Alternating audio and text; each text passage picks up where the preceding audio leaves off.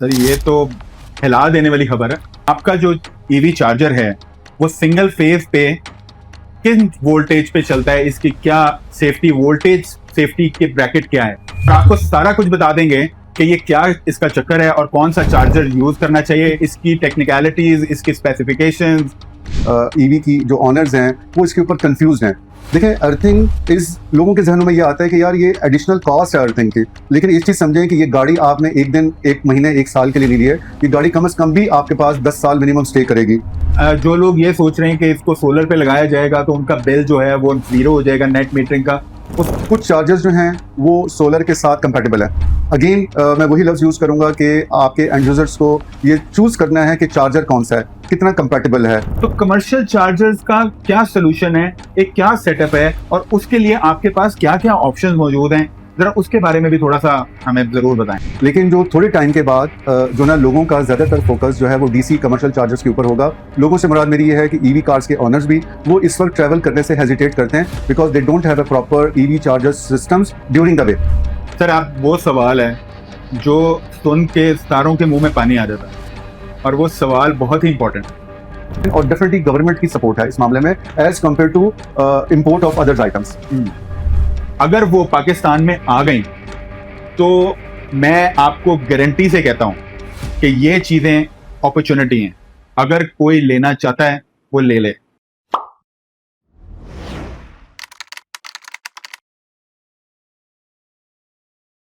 अस्सलाम वालेकुम गाइस, मैं हूं बिलाल शेख और आप देख रहे हैं ड्राइव मी क्रेजी।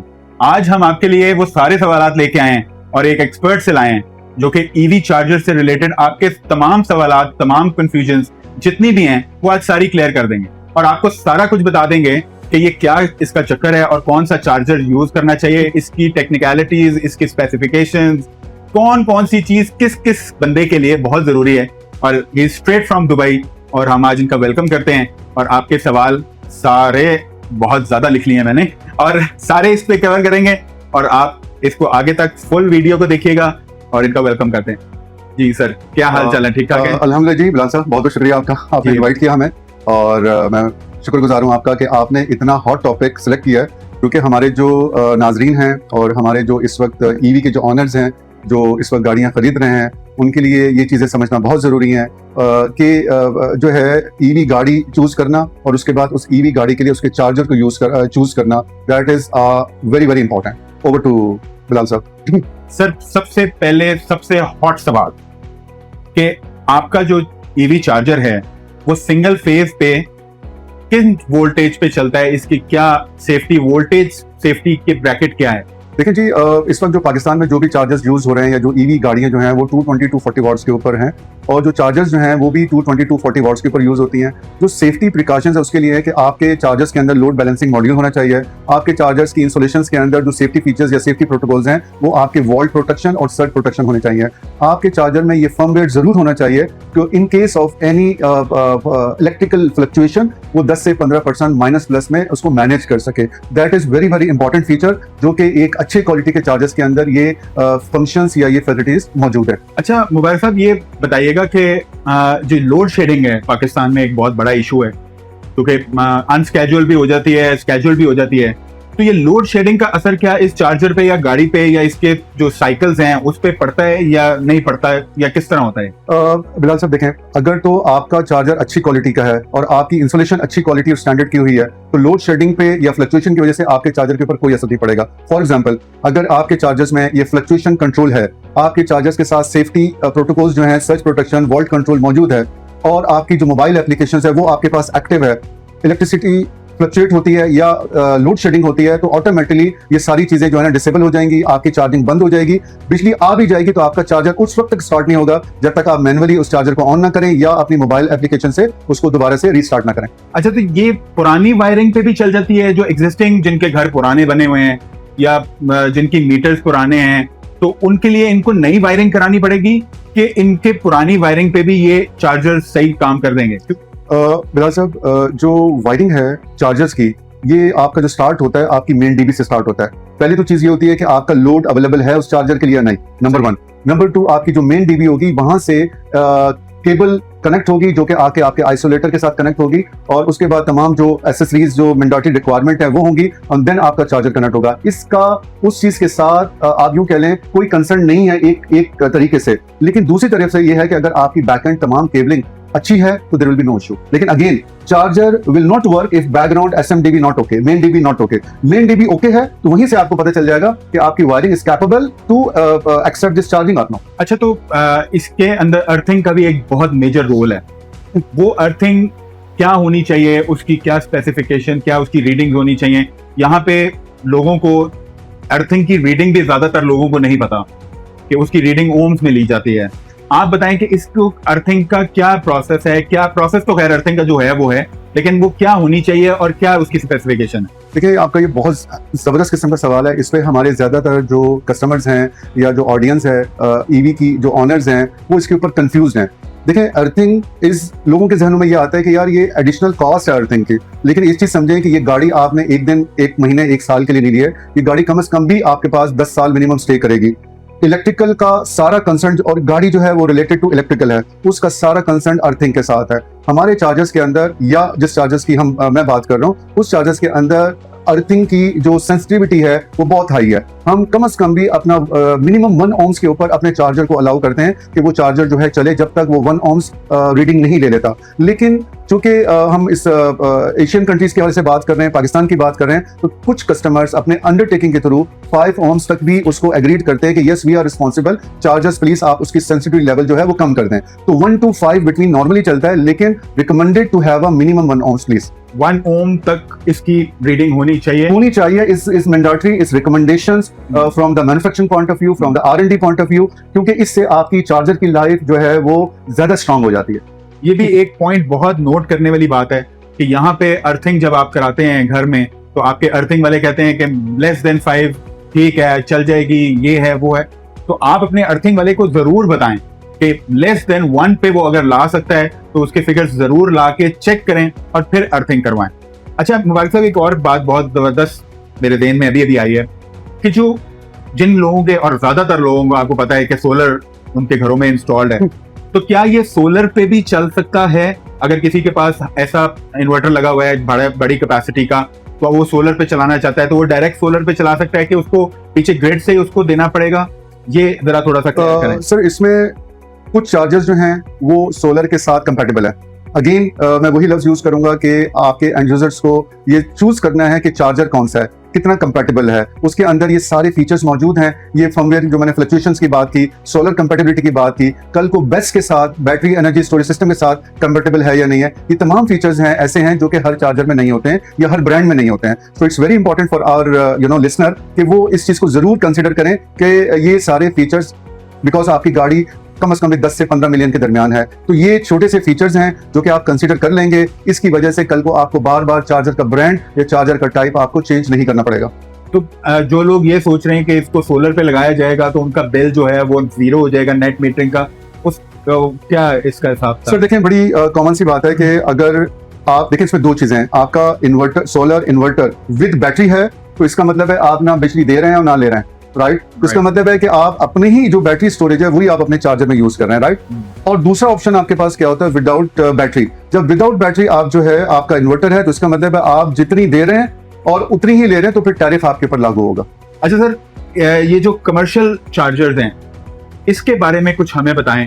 ये पाकिस्तान में इतनी कमी है इस चीज की, लोग लाइंस में लग रहे हैं, बहेरा, सियाल, इवन दो के इस्लामाबाद, लाहौर, कराची, तमाम जितने भी हैं, क्योंकि गाड़ी बहुत ज्यादा आ रही है। PHEV है, रीव है, EV है, BYD है, और बहुत सी कंपनीज है, और आने वाली भी बहुत कंपनीज हैं। तो ये आने वाले वक्त में तो यहाँ पे इतनी गाड़ी आ जाएगी, तो कमर्शियल चार्जर्स का क्या सोल्यूशन है, एक क्या सेटअप है, और उसके लिए आपके पास क्या क्या ऑप्शन मौजूद हैं, जरा उसके बारे में भी थोड़ा सा हमें जरूर बताएं। बिलाल साहब, बहुत बहुत शुक्रिया इस सवाल का। डेफिनेटली जो इस वक्त ज्यादा जोर पाकिस्तान के अंदर AC चार्जर्स का है, क्योंकि EV गाड़ियां जो है धड़ाधड़ रिलीज हो रही हैं। लेकिन जो थोड़े टाइम के बाद जो ना लोगों का ज्यादातर फोकस जो है वो डीसी कमर्शियल चार्जर्स के ऊपर होगा। लोगों से मुराद मेरी ये है कि ईवी कार्स के ओनर्स भी वो इस वक्त ट्रैवल करने से हेजिटेट करते हैं because they don't have a proper EV charger systems during the way, either from Lahore to Islamabad और आइदर इस्लामाबाद टू लाहौर। उसका रीजन ये है जो इसमें डिले है, उसका रीजन एसी चार्जर्स आपके by year 100, 500, 1000 piece by year पहुंच जाते हैं 10-15 दिन के अंदर। लेकिन डीसी चार्जर, एक डीसी चार्जर का जो वेट है वो स्टार्ट फ्रॉम 300 kg प्लस। फिर उसके बाद आप उसको बाई ईयर लाना वो हर किसी के बस की बात नहीं, क्योंकि EV charger minimum start from 5 million. तो आप एंड प्लस अदर थिंग्स, सो उसमें जो प्रोसेस स्लो होने की वजह यह है कि इस वक्त डिमांड इस वक्त क्रिएट हो रही है। अभी वर्स्ट केस में जुलाई एंड या अगस्त मिड तक there will be a huge DC chargers are coming to the Pakistan through our representative. So उसमें ये कि हम, क्योंकि वो मार्केट की रिक्वायरमेंट है, हम कोशिश कर रहे हैं इन एडवांस वो चार्जर्स पाकिस्तान में हम एक्सपोर्ट कर सकें ताकि जो है ना वो जो अर्जेंट रिक्वायरमेंट है वो मीट हो। नंबर 1। नंबर 2, इस वक्त जो ओवरऑल जो टेंडर प्रोसेस हैं DC चार्जर्स के वो इस वक्त ऑनगोइंग है। नंबर 3 ये कि जो ईवी गाड़ियां हैं वो इतनी बुक हो चुकी हैं इन 2-4 महीनों के अंदर, लेकिन डिलीवरीज बहुत ज्यादा लेट है। तो मैं ये समझता हूँ अगले 6 महीने जो हैं वो कमर्शियल चार्जर्स के ऊपर गवर्नमेंट का भी जोर होगा और डेफिनेटली हम भी पुश कर रहे हैं कि जितनी जल्दी हम इस प्रोसेस को लेके चल सके। सर मैंने तो सुना है कि गवर्नमेंट इसके बारे में कुछ रिलीफ भी दे रही है, मतलब जो ये कमर्शियल चार्जर्स लगा रहे हैं इनके ऊपर कोई उनको वो भी है, उनके यूनिट्स फर्क हैं और उनके वो भी इसमें है, तो इस बारे में भी कोई इन्फॉर्मेशन? सर बिल्कुल, मेरी लास्ट टाइम एक प्राइम मिनिस्टर ऑफिस के अंदर इनके ग्रीन मोबिलिटी के एक हेड एंड टेक्निकल डायरेक्टर हैं, उनके साथ बड़ी डिटेल में सेशन मेरा हुआ था और उन्होंने भी हमें यही कहा था कि आप थोड़ा सा चीज़ों को स्पीड अप करें और हम आपको पूरी तरीके से सपोर्ट करेंगे। इस वक्त जो हमारे यहाँ पे जो इंस्टॉलर हैं या जो डिस्ट्रीब्यूटर्स हैं उनको जो लोकल ग्राउंड पे जो ऑनर्स हैं वो इनकरेज कर रहे हैं एंड इट्स गोइंग फाइन और डेफिनेटली गवर्नमेंट की सपोर्ट है इस मामले में as compared to import of others items. Sir आप वो सवाल है जो सुन के सितारों के मुंह में पानी आ जाता है और वो सवाल बहुत ही इंपॉर्टेंट है। सर अगर कोई कमर्शियल चार्जर लगाता है तो उसका ROI क्या है, कितने पैसे कमा लेगा, कितने पैसे बना लेगा, ये असल काम। ठीक है, एक डिमांड एंड सप्लाई तो अपनी जगह है, लेकिन बिजनेस अपॉर्चुनिटी भी हो तो वो तो क्या ही बात है। सर जबरदस्त सवाल सर इसकी मैं पहले एक छोटी सी एग्जांपल दूंगा कि हमारे जो फ्यूल स्टेशन के ऑनर्स हैं वो फ्यूल स्टेशन को चला रहे हैं थ्रू डीजल थ्रू पेट्रोल। एक बंदा आके फ्यूल लेके जाता है तो वो 2000 रुपए का लेके जाता है, फॉर एग्जांपल मैं मिसाल दे रहा हूँ, तो उसके ऊपर उनका जो भी मार्जिन है वो चाहे 5% है, 10% है, 15% है, जो भी है, सो उनका इंटरेस्ट ये है कि शाम तक मेरे कितने लीटर पेट्रोल सेल हो रहा है, राइट। चूंकि ये अभी EV is going to be increase more and more and more, कल को गवर्नमेंट की तरफ से जो इतना अच्छा रिलीफ मिला हुआ है जो कि ना यूएई के अंदर उस तरीके से है, ना GCC अदर कंट्रीज के अंदर है और ना अदर एशियन कंट्रीज में ये फैसिलिटी मौजूद है। पाकिस्तान की हुकूमत ने ये जो 34 या 39 रुपीज जो रेट रखा हुआ है, इट्स वेरी चीपर रेट और गवर्नमेंट अलाउ कर रही है कि यू कैन चार्ज ओवर 74 पर किलोवाट, 74 रुपीज पर किलोवाट, लेकिन मैंने जो देखा है कहीं पे भी 100 से नीचे कोई चार्ज नहीं कर रहा, राइट। सो आप ये अंदाजा करें कि आप अगर एक चार्जर किसी अच्छी लोकेशन पे लगाते हैं, अगर आपका दिन की 10 गाड़ियां चार्ज हो जाती हैं या फॉर एग्जांपल 500 किलोवाट चार्ज हो जाता है, तो आपका जो डेली का ग्रॉस रेवेन्यू है वो 50,000 रुपीज आज है। 50,000 रुपीज का मतलब यह है कि अगर आप नेट ग्रॉस प्रॉफिट निकालें तो आप इसकी इलेक्ट्रिक की कॉस्ट निकालें तो you will have a 50% profit. आप मेरे हिसाब से जो कैलकुलेशंस है, मैं अगर यूएई की बात करूं, वहां पे जो ROI जिसे आप कहते हैं वो 8 से 14 महीनों में रिकवरी है फुल अमाउंट। वहां पे जो CPO models is called charge point operator models, वहां पे जो कंपनीज हैं जो बिल्डिंग्स को ले रही हैं 10 साल के कॉन्ट्रैक्ट के ऊपर with 20 to 25% incentive to the owner, उनकी 1.5 से 2 साल में उनकी इन्वेस्टमेंट रिकवरी है और उसके बाद 8 साल उनका प्रॉफिट है। और मैं ये समझता हूँ इन वर्स्ट केस में पाकिस्तान में जो इन्वेस्टर हैं DC चार्जर्स के, वो 1.5 से 2 साल में उनकी रिकवरी है। सर ये तो हिला देने वाली खबर है।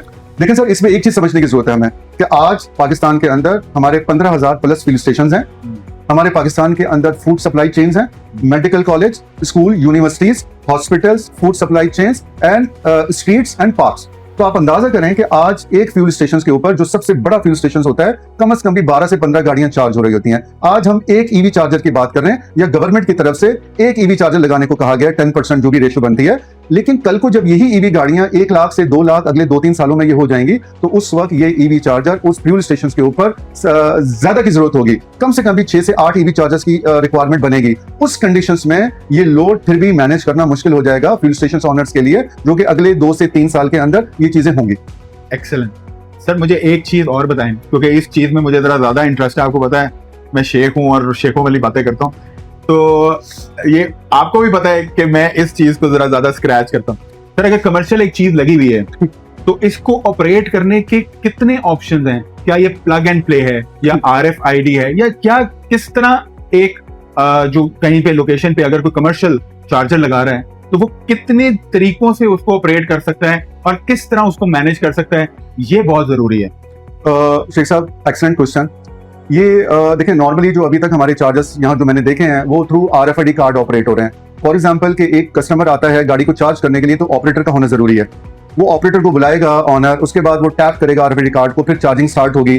चार्जिंग जब कंप्लीट हो जाएगी उसके बाद जितना भी किलोवाट हुआ उसके हिसाब से मल्टीप्लाई बाय 100, 200 या जो भी है वो करके उसको पेमेंट कर दी जाएगी। आप अगर एक अच्छे ब्रांड का चार्जर जो कि ऑल इन वन हो, ऑल इन वन से मुराद मेरा ये है कि हार्डवेयर भी उसी मैन्युफैक्चरर का हो, उसका कमर्शियल सॉफ्टवेयर भी उसी मैन्युफैक्चरर का हो, उसकी एप्लीकेशंस भी फॉर होम चार्जर और कमर्शियल चार्जर उसी मैन्युफैक्चरर की हो, उस कंडीशंस के अंदर क्या होगा कि सर आपका जो कस्टमर है वो कस्टमर आके मोबाइल से अपने एंड्रॉइड पे से पे कर सकता है, वो एप्पल पे से पे कर सकता है, वो डिजिटल वॉलेट उस मैन्युफैक्चरर के सॉफ्टवेयर की एक वो है, वो आके क्लाइंट को अपने कैशियर को बताएगा कि ये मेरा 10,000 का टॉप अप कर दो, जैसे मोबाइल में हम टॉप अप करते हैं, राइट? उस तरीके से वो टॉप अप हो जाएगा, तब भी पे कर सकता है। और तीसरा जो बड़ा इंपॉर्टेंट ऑप्शन है, इन केस अगर किसी भी वजह से किसी क्लाइंट के पास, कस्टमर के पास ये सारे एप्लीकेशन भी मौजूद नहीं है, तो फिर एक पॉस टर्मिनल उस चार्जर्स के अंदर ऐड हो जाएगा और आप उसको वहां से प्रिंट करके रसीद दे सकते हैं और फिर क्या है कि वो जाके कैशियर को पेमेंट कर देगा, कस्टमर जो है। उसके बाद शाम के टाइम आपके पास एक फ्यूल स्टेशन हो या 1000 फ्यूल स्टेशन हो, आपके पास डेस्कटॉप सॉफ्टवेयर मौजूद है उसका, जो कि उसी ब्रांड का, उसी चार्जर का, उसी पेमेंट गेटवे के साथ, जो कि आपकी इन कंट्री पेमेंट गेटवे होगा। आप तमाम एनालिटिक्स, तमाम एनालिसिस, तमाम जो सेल उस दिन की हुई है, region wise, city wise, chargers wise, guns wise, कि आज मेरी जो टोटल ग्रॉस सेल है वो 2 लाख रुपए हुई है फॉर एग्जांपल, उसमें से इस कस्टमर ने मोबाइल से पे किया है, डिजिटल वॉलेट से पे किया है, एंड्रॉइड से पे किया है, क्रेडिट कार्ड से पे किया है या कैश पे किया है। तो जो ऑनर ऑफ फ्यूल स्टेशंस हैं वो शाम को बैठ के तमाम सेल को काउंट कर सकते हैं और इस फीचर के तहत आपका तमाम सिस्टम जो है वो आपके कंट्रोल में रहेगा। सर जबरदस्त। तो पिछले दिनों इतना ज्यादा मसला था कि जो बेहरा क्यामोताम है वहां पे लोगों ने 2-2, 3-3 घंटे वेट किया है क्योंकि ऑपरेटर जो है वो कहीं गया हुआ था और वो चला नहीं सक रहे थे। जिनके पास प्योर ईवी है, जैसा BYD है या और प्योर ईवी गाड़ियां हैं जो कि आप रेंज की वजह से घर नहीं जा सकते, उन्होंने 4-4 घंटे भी उस जगह पे उसका वेट किया। तो ये एक बहुत अच्छी ऑप्शन है कि अगर डिफरेंट वेज से आप उसको ऑपरेट कर सकें और आप ऑपरेटर के मातहत ना रहें, तो ये इससे तो there is nothing like that कि आप उसको बेहतरीन तरीके से आपका काम चल रहा है और आप किसी के ऊपर डिपेंडेंट नहीं है। सर अभी जो आपने मुझे 3 चीजें दिखाई हैं सर, उसने मुझे हिला दिया, यकीन करें। अगर वो पाकिस्तान में आ गई तो मैं आपको गारंटी से कहता हूं कि ये चीजें अपॉर्चुनिटी हैं, अगर कोई लेना चाहता है वो ले ले।